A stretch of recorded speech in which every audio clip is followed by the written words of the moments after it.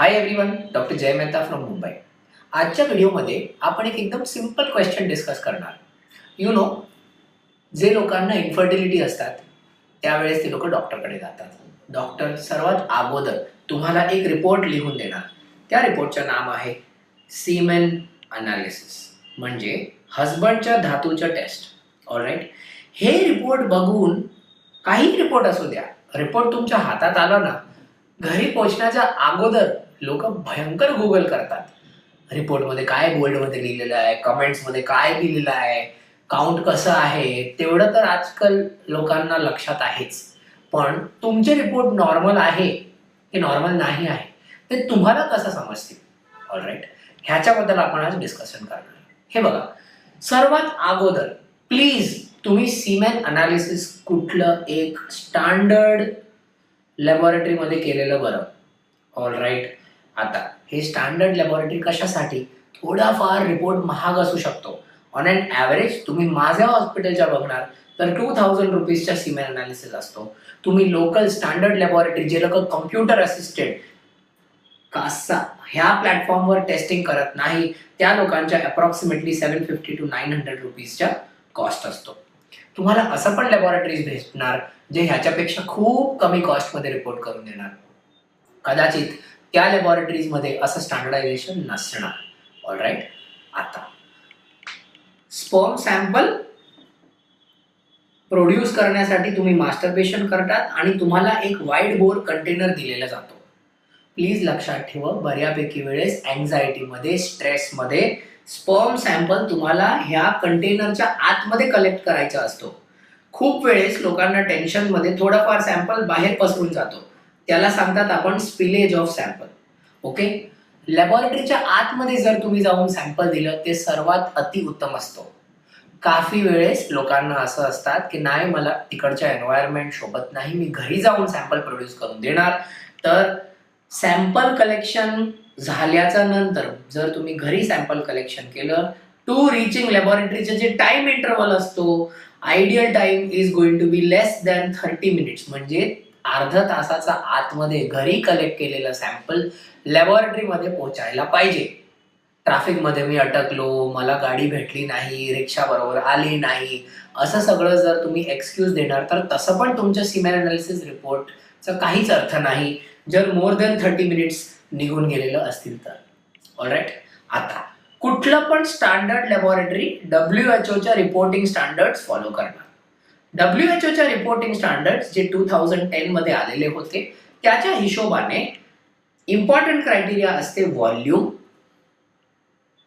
Total count, count of sperm per ml, motility, morphology. All right, फक्त एवढं लक्षात ठेवायचं असतं.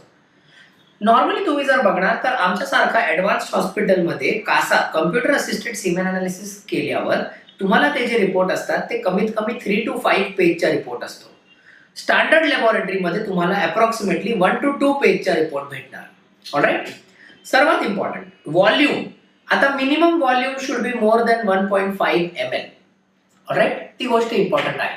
1.5 ml पेक्षा कमती असलेल्या सॅम्पलला, कंटिन्युअसली जर कमती असेल, हे स्पिलेज नाही हा, कमती असलेल्या सॅम्पलमध्ये तुम्हाला टेस्टिंग करावं लागणार. स्पर्मचे टोटल काउंट असायला पाहिजे more than 39 million in the sample. पूर्ण सॅम्पलचं काउंट असायला पाहिजे मोर दॅन 39 मिलियन आणि more than 15 million per ml. Alright, त्याच्यात ही गोष्ट खूप इम्पॉर्टंट आहे. स्पर्मच्या काउंटिंग 15 मिलियन पर ml पेक्षा कमी असल्यावर त्याला ऑलिगोस्पर्मिया म्हणजे less sperm count, low sperm count सांगतात. ऑलराईट, ही गोष्ट इम्पॉर्टंट आहे. मोटिलिटी म्हणजे स्पर्म किती स्पीडमध्ये पुढे चालत आहे, त्याचे खूप क्रायटेरिया असतात. पण ऍज अ पेशंट प्लीज लक्षात ठेवा that rapid motility, all right, rapid progressive motility 32% पेक्षा जास्त असायला पाहिजे. जर स्पर्मची मोटिलिटी, स्पर्मच्या स्पीड कमी असेल तर त्या गोष्टीला, त्या बिमारीला आम्ही सांगतात ॲस्थेनोझूस्पर्मिया. ऑलराईट, आणि फायनल असते मॉर्फॉलॉजी. आता आयडियली मॉर्फॉलॉजीला एक्झामिन करण्यासाठी एक स्पेशल किट असतो. ऑलराईट, किती लोक ते किट यूज करतात यूज करत नाही मला माहित नाही, पण स्टँडर्डली ज्या वेळेस आम्ही मॉर्फोलॉजीचं रिपीट व्हेरिफिकेशन करतात त्यावेळेस फक्त मॉर्फोलॉजी रिअसेस करण्यासाठी आम्ही लोक 5,000 रुपीज घेतात आमच्या लॅबोरेटरीमध्ये, because it is a referral unit. आम्ही 3 ठिकाणी मॉर्फोलॉजीला व्हेरीफाय करतात. पण स्टँडर्ड अझम्पशन साठी यू शुड अंडरस्टँड की तुमच्या स्पर्मच्या नॉर्मल स्पर्म्स मोर देन 4% असायला पाहिजे. 1% नॉर्मल स्पर्म, 2% नॉर्मल स्पर्म पूर्ण सॅम्पल मध्ये असेल तर त्या गोष्टीला आपण सांगतात टेराटोझुओस्पर्मिया. ऑलराईट. खूप रेअरली कधी कधी असं होऊ शकतो की तुम्ही स्पर्म सॅम्पल दिलं आणि स्पर्म सॅम्पल मध्ये काउंट 0 आहे. ओके, 0 स्पर्म काउंट त्या गोष्टीला आपण सांगतात एझोस्पर्मिया. आता एझोस्पर्मियाचे आम्ही स्पेशलिस्ट आहे. तुम्ही माझे ऑब्स्ट्रक्टिव्ह एझोस्पर्मियावर व्हिडिओज बघितले आहे. एझोस्पर्मियावर आपण आणखीन व्हिडिओज बनवणार आहोत. पण हे आहे सीमेन अनालिसिसच्या बेसिक. ऍज अ पेशंट तुम्हाला फक्त एवढंच लक्षात ठेवायला पाहिजे. This is what you need to understand. हे पूर्ण उरलेलं एक्सप्लेनेशन एक प्रॅक्टिकल हिशोबाने मी तुम्हाला दिलेलं आहे. ह्याचा पुढे तुम्हाला स्पर्म काउंट आणि स्पर्म रिपोर्ट बद्दल काही क्वेश्चन असेल तर तुम्ही कॉमेंट्स मध्ये लिहू शकता. मी किंवा माझे कुठले टीम मेंबर्स तुम्हाला रिप्लाय करतील. Thank you so much. Friends, we are available for consulting in Bombay, Indore, Ahmedabad and Bangalore. Bombay is our primary location. All appointment numbers are mentioned in the description. If anyone is genuinely interested, they may contact the hospitals for the same.